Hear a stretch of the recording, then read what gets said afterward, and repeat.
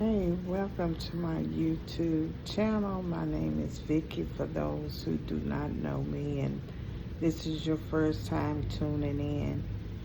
I want to come to you briefly and just share some things that is heavy on my mind about my recent stroke that I had. I used to remember when my mom was living. In 2023, she had a stroke, and I couldn't understand why she couldn't do simple things that she used to could do before the stroke. And the Bible clearly speaks about the lack of knowledge. And if we don't learn about strokes and when people go through hardships in their life, and we don't learn and we can't understand the reason why they do what they do. So I used to get so angry to the fact where I just couldn't understand why she's not catching on. Why? And I felt like she was quitting and giving up and wasn't fighting hard enough. But now that the table has turned and the shoe is on the other foot, and like the Bible says, you're going to reap what you sow. So I'm reaping what I sow. Now I can understand when my mom couldn't understand simple little things. And I'm sharing this with you because I got online and in my mind I'm thinking I can do this. I used to do it prior, before my stroke. I can do this.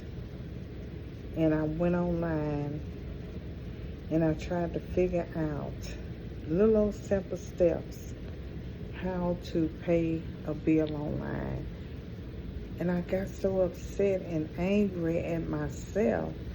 And God had to remind me, see, this is what your mother was going through. Even though she knew how to do it back then before she had the stroke, and now it's like everything is not connecting together. Everything, you know how to do it, but your brain and your mind and your sensories and your function is not all connecting together. And I got so angry that I began to cry. And I had to call my son in. And he was playing the role that I used to play on my mother. It's so simple. Why you can't do this? And I looked up at him and I said, okay, I'm reaping what I sow. And I said, you need to learn and understand stroke victims, when stroke patients, I said, when someone has a stroke, it's so hard for them to connect the puzzles. It's just like putting a puzzle together. You know how to do it, but sometimes it's difficult to connect the puzzle together. And I thought about my mom, and I said, God, she was such a brave woman. She couldn't tell us, she did not share her feelings like I share mine. Most of the time, she would keep things to herself.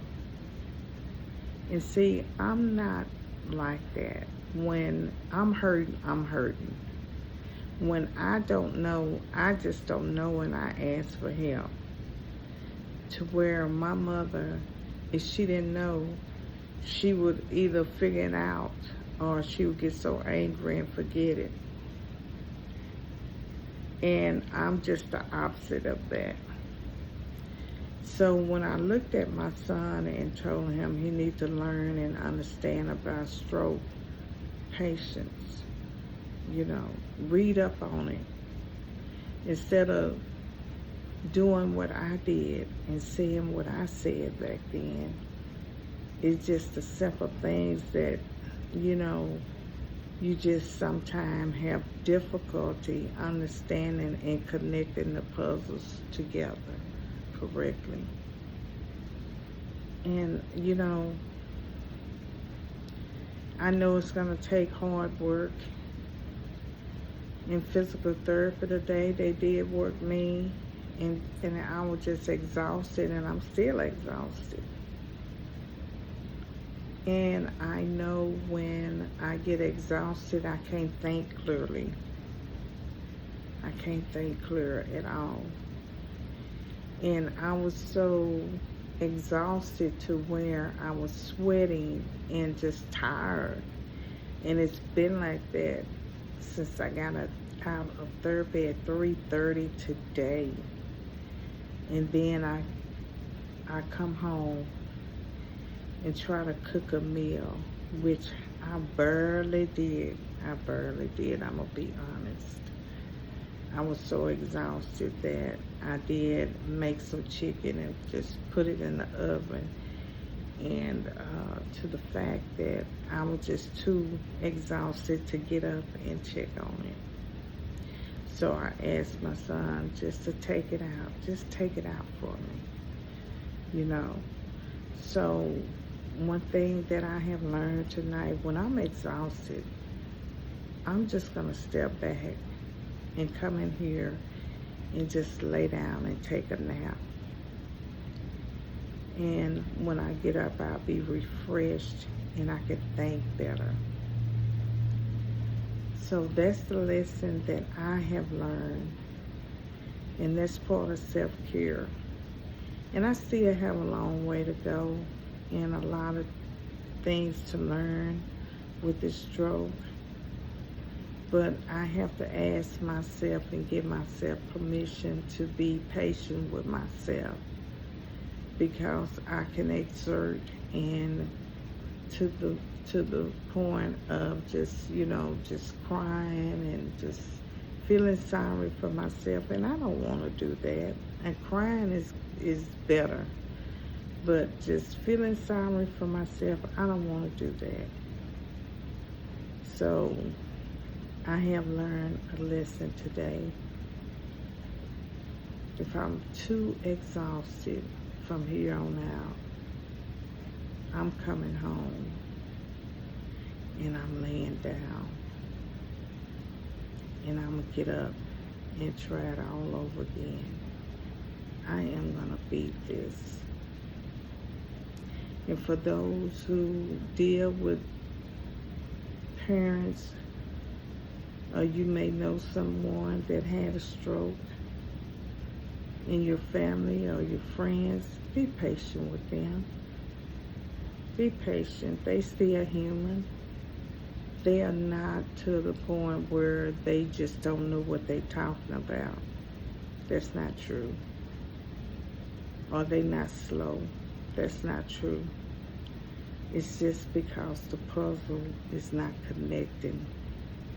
You can try to put the puzzle together and it's just not connecting. But sooner or later, it'll start connecting and making sense again. So if you know someone who has experienced a stroke or had a stroke, be patient with them. Take time out to understand them instead of judging them and saying, you can do this, you know how to do this, you act like you don't know how to do anything. It's not that. The puzzle doesn't make sense right now. It's not connecting.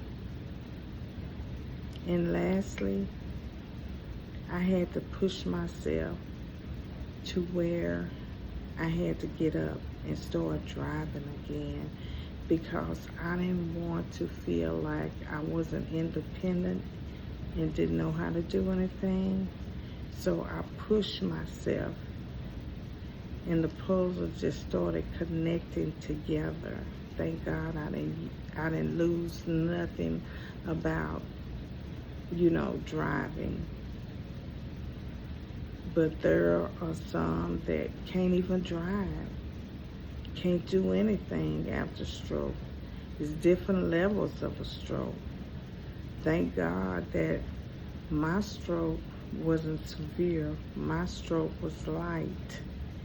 And it depends on the side of the brain, what side of the brain that they had the stroke on, and where inside of the brain, the location, So mine was right there in the center of the brain, which could have caused speech impediment. It could have caused slurs, which they said I had slurs when I was in the hospital, but I don't remember.